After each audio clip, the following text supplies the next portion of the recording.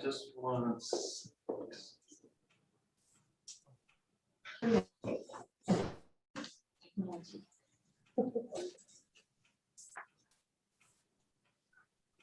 Is Debbie with us? Yeah, Debbie's there. Okay.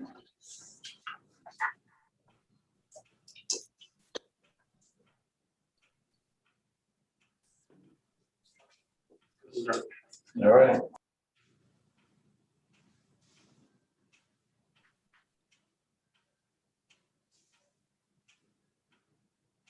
One regular board meeting for the Competitive Ed Charter Academy. Academy. If I can have you please stand and join me in the Pledge of Allegiance. Ready, begin. Ready. I pledge allegiance to the flag of the United States of America and to the republic for which it stands, one nation, Begin. under God.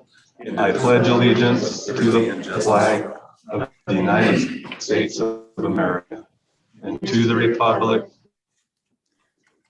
for which it stands, Oh, this one nation, under God, indivisible.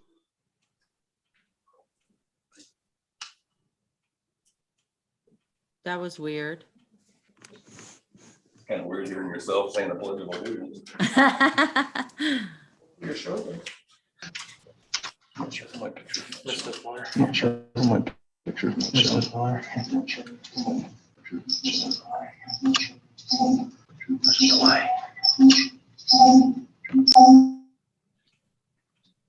Sorry, everybody. Okay. I'll note that all the board members are present this evening with the exception of board member Patty Ingram. And we do have Debbie Miller joining us on Zoom. Thank you, Ms. Miller, for being here. Item point 104 is to adopt the agenda. Do I have a motion to adopt the agenda as presented? So moved. Second. I have a motion by member Bannister, a second by member Coe to adopt the agenda. All those in favor say aye. Aye. Any opposed, abstain? Motion passes 4-0. We'll now head into the public comment. And I do believe I have one public comment.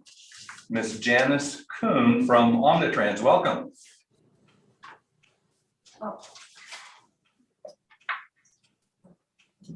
Good evening. Thank you, Dennis, for getting have this up there so that you can see your face.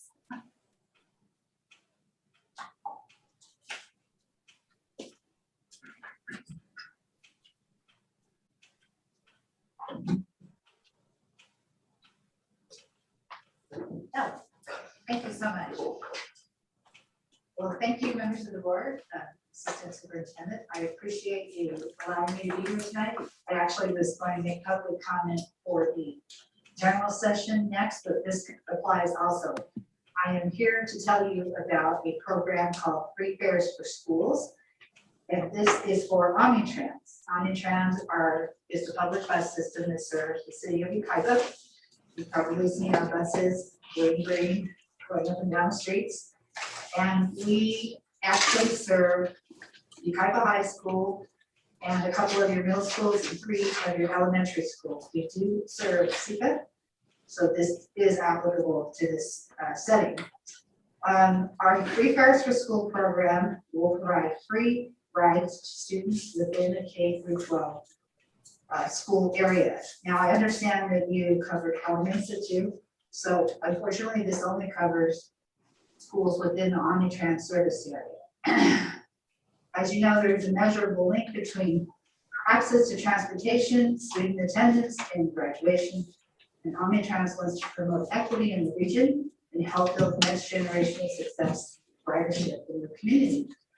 It will help welcome back students, and although it's called Free Fares to School, students can take it anywhere, at any time.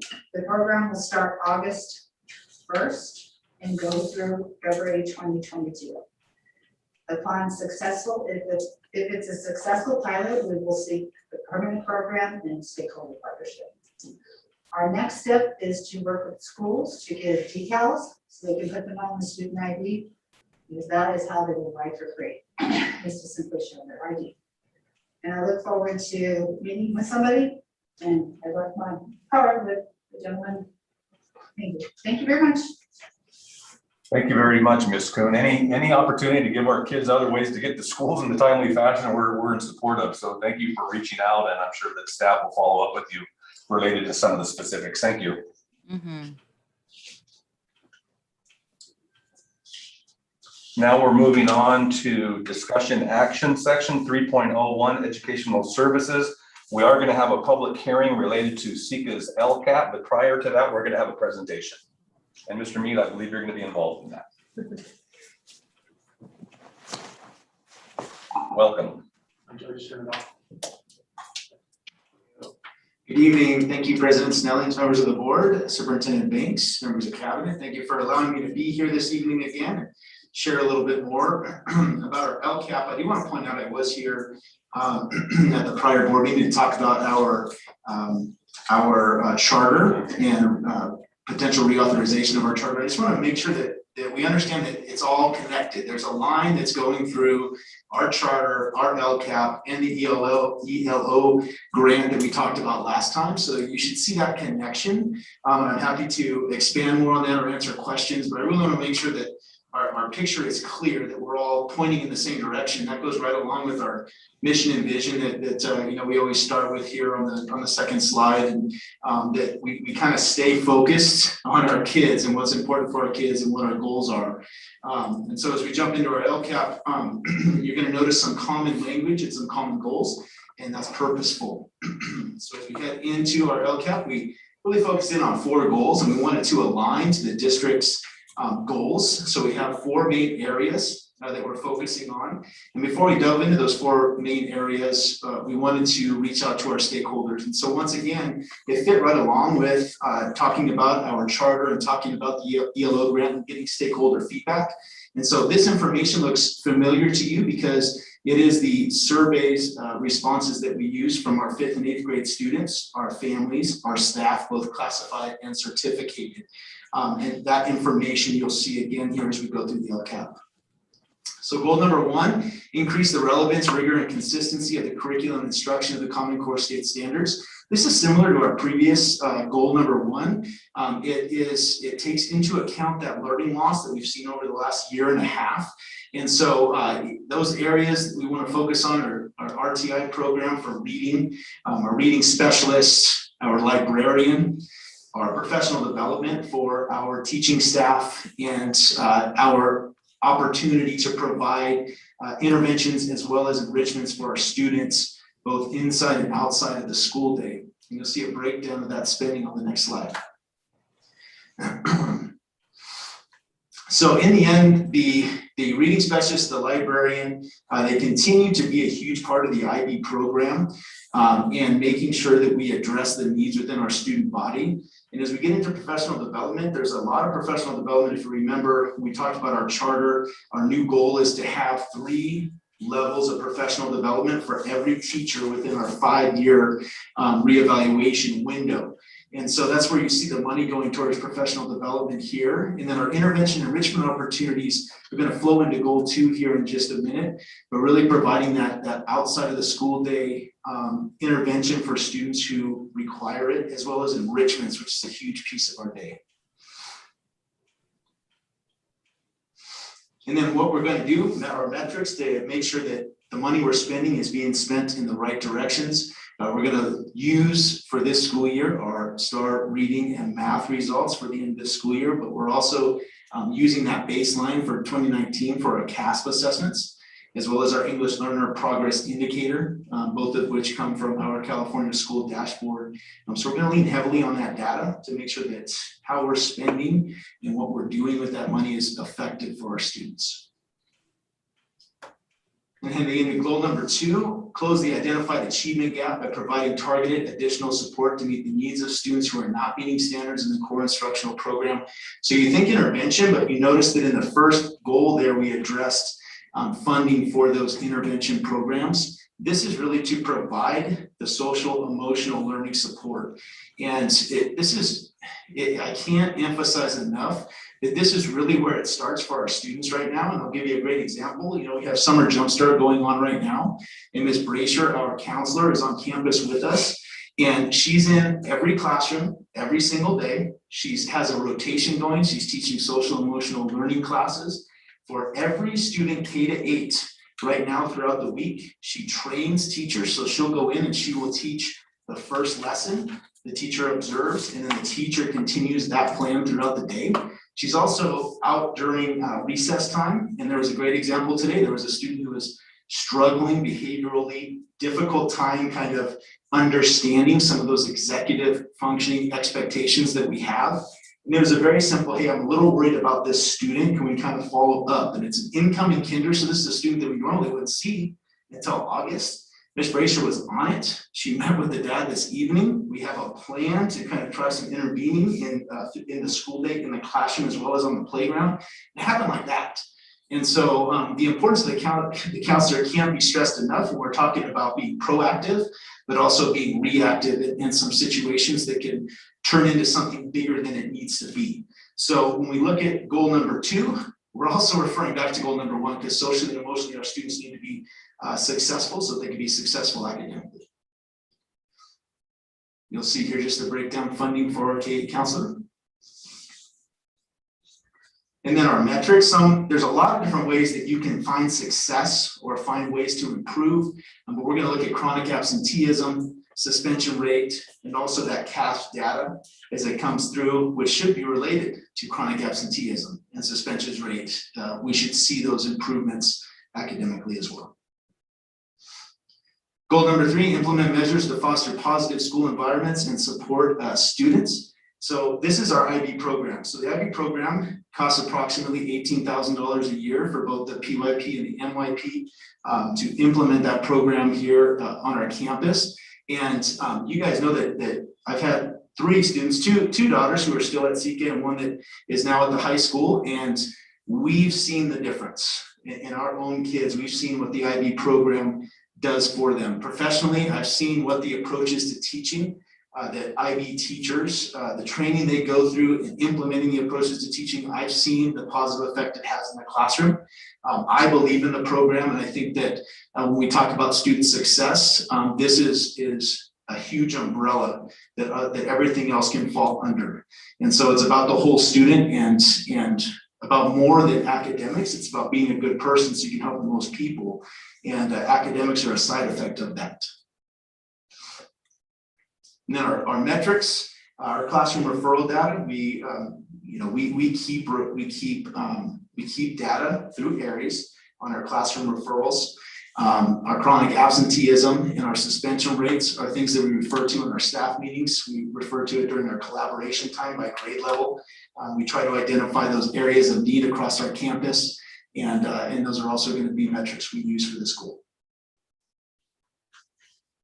And then our last goal is to establish family and school partnerships that build solid relationships between school and family. We all know the importance of building that bridge from school to home. And we really strive at CECA to build those relationships and provide opportunities for families to be part of our campus, not only recreationally through things like Fall Festival or different dances and things like that, but also academically to be involved through parent university nights, math nights, reading nights. And we try to educate parents and really be partners in their students' education. And so we find that it's very important that we divert funding to support in that area. And it's also important to point out that our PTO does a large amount of work to build that bridge. That's what we talk about is PTO being an extension of the school and the school's ability to build relationships with families. And so a lot of work goes through our PTO program that I've shared with the board in the past. So we've diverted some funds here. A lot of that has to do with our math night and our reading nights that we have, but also to pay our teachers, our staff members to put on parent university for families. Our participation rate, so we can use, we look at a lot of different things to see if it's working, whether it's joining our Remind account, which we have over 900 participants right now, people involved in our Instagram lives. people who participate in our annual community service involvement hours. There's a lot of different ways to find out how parents are getting involved. Also reaching out through stakeholder surveys throughout the year, but providing plenty of opportunities and avenues for our families to voice concerns or questions, or just to be a part of the conversation when it comes to our school. And there's a breakdown of the spending overall by goal. Any questions? Board Member Coate, any questions? Board Member Vanderstra? Yeah. Board Member Miller, any questions? Did she hear me? She shook her head down. Oh, You're okay, muted. okay. I just- Sorry, I muted. Okay, I just wanted to make sure. Do you have any questions? Nope. I don't have any questions, Joe. I do want to make a comment, though. I'm assuming that when kids come back to school, there's going to be an adjustment. I think adults are having an adjustment, trying to integrate back in to things. Having been at Stater Brothers for the first time without a mask today was it was different for me. I got over it. It went pretty well. But, and I'm not making light of this, but I'm glad to see the counseling piece and the social emotional learning piece, because I think that it's going to manifest itself in different ways with kids. We've had kindergartners who haven't had a chance to be on campus, who are going to be first graders, who are going to need to be taught some things, how to be on a campus and those kinds of things. So I'm really glad that we're providing that support, and I'm really impressed by your LCAP. So thanks for all that work. Yeah. Well, you know that I just wanted to share. I was in Miss Salinas' class today. She's doing second grade she's in a third, fourth, and fifth grade grades for Jumpstart, and I went into her class and they were working on coping skills. Yeah. And the kids were just talking about different ways that they deal with stress in their home and sharing together. And it's something that I haven't really seen, in classrooms before this year. Yeah. And so it's pretty neat to see those conversations. Good. All right. Thank you very much. Okay. So we actually do have a hearing that I need to convene, and I will open the hearing at 6:21. I don't see anybody barreling down through the door to comment, so we'll call it 6:22. The hearing will be closed for the CECA LCAP. Now we're moving on to 3.02, the minutes from the May 25th, 2021 meeting. Do I have a motion for approval of the minutes of May 25th? So moved. Got a motion by Board Member Miller. Do I have a second? Second. A second by Board Member Coate for 3.02, the minutes of May 25th. All those in favor say aye. Aye. Aye. Any opposed? Okay. It passes 4-0. Now we're moving on to additional administrative information. Thanks. Thank you so much, President Snellings. I know we have Kevin Gregory here this evening, that is our parent representative, and we're very, very happy to have you. And I understand you're going to be on vacation next week. Wonderful. If you'd like to give your report, we would appreciate that. Welcome again, Mr. Gregory. Thanks for having me guys tonight again. Again, thank you for adjusting the schedule. I just told Joe I could try to be here today, but next week would be kind of tough. So I missed last month's meeting as well. Same thing, something going on there. But so a lot of what we covered in the May meeting kind of overflowed to our June meeting, which was a lot of it was Jumpstart. Jumpstart was a big thing that we were looking at. What it was involving and how we were going to go through it. It all started with a 4-class rotation during the day. I think there's going to be 45-minute classes with breaks in between. At that time, at the beginning of June, almost every grade level was full, except for our incoming 8th graders. Middle schoolers, older middle schoolers don't want to keep going to school, right? So that was a big thing, trying to push that. Our second and third sections still have some openings, and what we're hoping is once parents and kids have a little bit of break, they're going to see, hey, maybe it is better to start sending the kids back. There's some good reason to it. So we have some flexibility with that for not only teachers to opening for them and for more students. Many of our CECA teachers and our prior common substitutes and student teachers are the ones that are filling the actual teaching holes that we had there for the actual program, which was good to, keep our students familiar with the staff on site. So they know who, what, when, and where, and it's not someone new out there. The students are going to be progressed and monitored at each of the sessions, make sure they're getting new materials and understanding for each session, so that way it's not repetitive, drill and repeat for the next session too, if you're going into session 1, and that's kind of what they started. Obviously, with the first, the 7th of June, so close to the end of the school year, a lot of it was, what we're doing for end of the year. Promotion nights that were scheduled for 8th grade at the Highland Springs Resort. The 5th grade campus, the 5th grade, we decided, or they decided to kind of put it into on-campus promotion, along with what's called the end of the year accumulation of the IB learning profiles of their collaboration or expedition presentations, and they put it all in one. So it was not only promotion, but they also got to do their exhibits to their parents, friends, and family. So that was a really good idea that we all came up with, because normally that's pretty well attended and a big thing for 5th graders moving on into NYP. Because NYP students, it was essentially distance learning that last week. We did open up a yearbook signing party for them at the school for the NYP, so they could at least, meet their students at one time. We had a Kona ice truck there that, they could get Kona ice if they wanted snow cones. So it's kind of fun.